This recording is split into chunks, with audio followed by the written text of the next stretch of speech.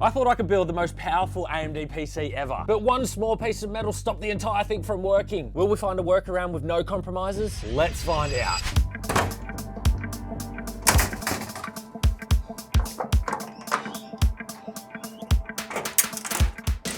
Today's case we're going to be using is the Gamdias Athena M4M mini tower case. However, this mini tower allows you to fit two 360mm radiators inside. We have support for micro ATX. You can fit your full-size GPUs inside with a built-in GPU support bracket. And if the two 360mm radiators are not enough for you, you could also fit a 240 at the front. However, I will say there's no way you could fit all three at the same time. Looks like we also have back connect motherboard support. The power supply is actually moved over to this side of the case, and the case comes with three pre-installed fans, one of them being ARGB. We have a fan and ARGB hub connector at the back. Let's see what this small but mighty case can do.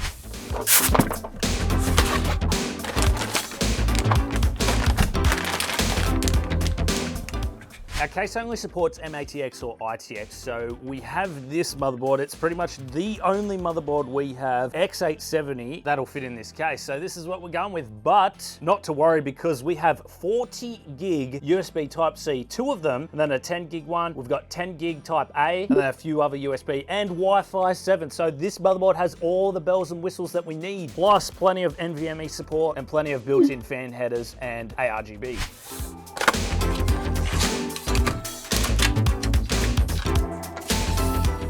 The Ryzen 7 9800 X3D was the best gaming CPU until the 9950 X3D came along, but there is not a lot of difference in them in terms of gaming. So I can't wait to test this CPU in games, and let's see how it'll perform in an all AMD system.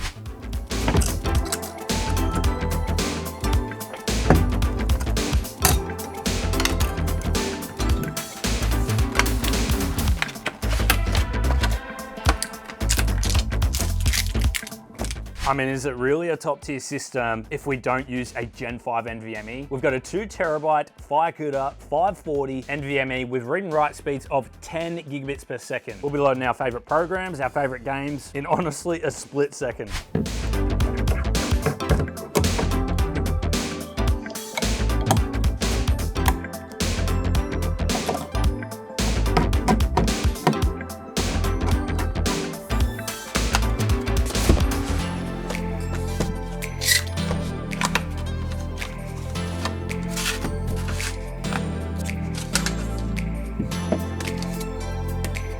I've never used this memory before, however, I was planning on doing an Intel build coming up. This is from VColor, it's called the SCC. It's DDR5 and it's 48 gigabytes. Two sticks in there, 24 gigs each. However, it does come with two dummy RAM sticks. This motherboard only has space for two, so I wanted to try this RAM out before my other build, and then I can utilize all four other sticks in the other build. This is also CU DIMM, however, we are on an AMD platform, so it may not be able to run at its 8,000 megahertz speeds, but we'll see what we can do.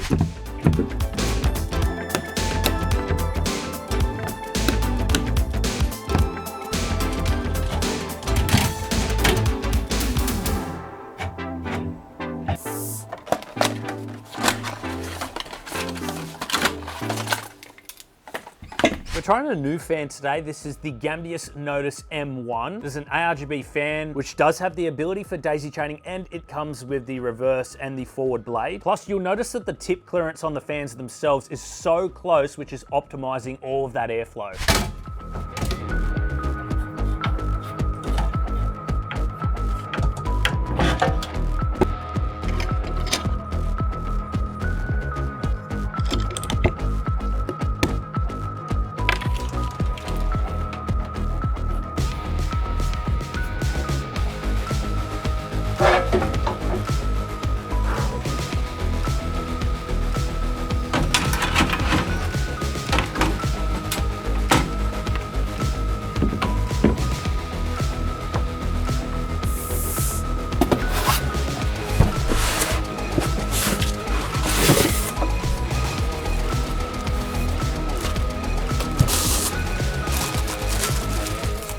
today we're going to be using the 360mm AIO from Gamdias. One thing I really like about these is the fans. They actually have hidden cables and it comes out with one cable at the end there. So pretty cool for cable management. We also have a 3.4-inch LCD screen on the cooler so we can fully customize it. And of course, if you're creating a themed build, then that's always nice to have. And then we've got the implemented RGB lighting on the fans as well. We'll see how well this cools our 9800 X3D later on in the video.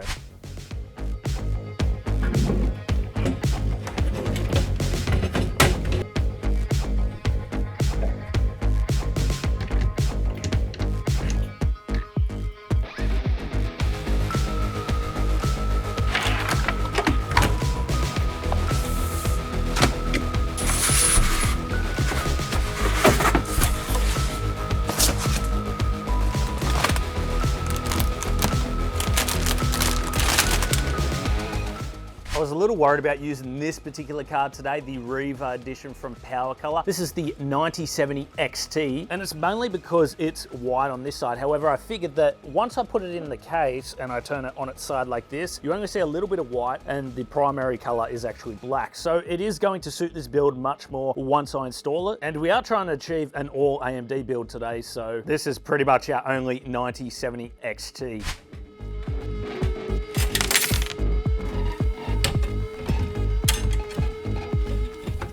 Oh no, you're not gonna believe it, guys. Because the PCIe slot is right below the NVMe heat shield right there, I can't actually get this GPU in there because the backplate's sticking up too much. This graphics card is actually not compatible with this motherboard at all. That sucks, man. I'm so bummed out because this was gonna be the most powerful AMD gaming PC that we could possibly build, apart from the 9950X, but we do have this Asus Prime. Problem is, it's a 9060 XT. I don't have any other cards that I could possibly use in here because they're white and it's really not gonna suit. Fortunately for us, the backplate doesn't stick up as much. It's gonna fit, but we're gonna lose performance. Just gotta do what you gotta do.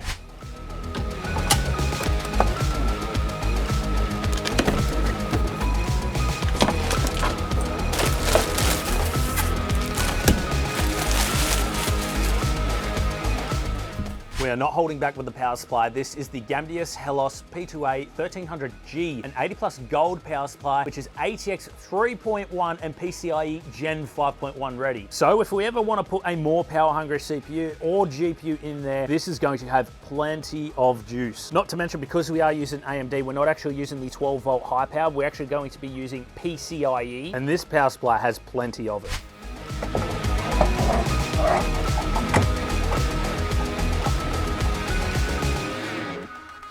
I've been thinking a lot about this build and there was something bugging me with having the 9060 XT inside. No, it needs the 9070 XT. Now it's not the most powerful gaming PC if we put the 9060 XT in there. So I want to figure out a way to get our 9070 XT back in there.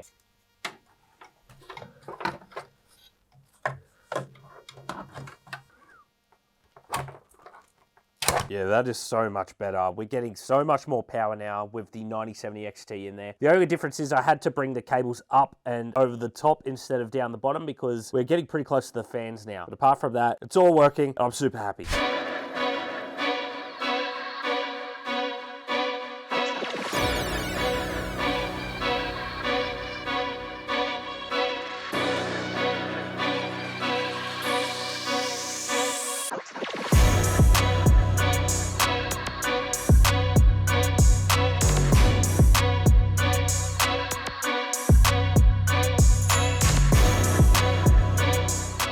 To the Dark Ages 4K upscaler FSR. I've only got that as balanced with no frame generation. Path tracing is off and we are in ultra nightmare mode. Get it out of here. We're gonna need some help pretty soon. Oh, all right. Let's go get some shields.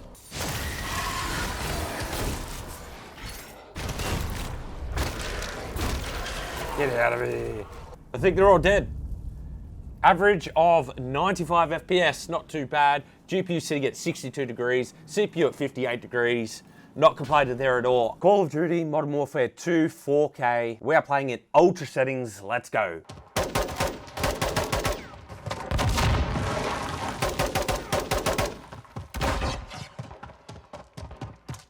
Still hasn't been shot yet.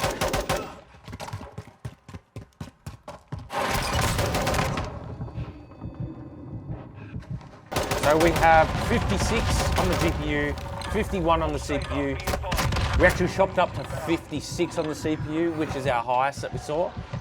And we have an average of 110 FPS. Avatar, Frontiers of Pandora, 4K, ultra settings. Let's see how we go. Oh, nice, look at that. Up the vine.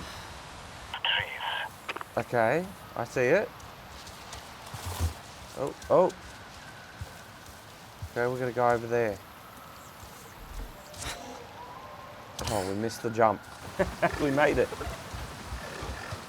GPU sitting around 63 degrees, CPU around 62 degrees, and we're seeing around an average of 66 FPS. Well, what a powerful build. I really didn't think that we were gonna be able to use this GPU inside this case, but persistence is key, and so is a wife. I'll leave all of the links in the video description where you can check out all of the products that we used in this build. But you guys should really check this video out where we actually bought 34 PCs for $1,200. That's like unheard of.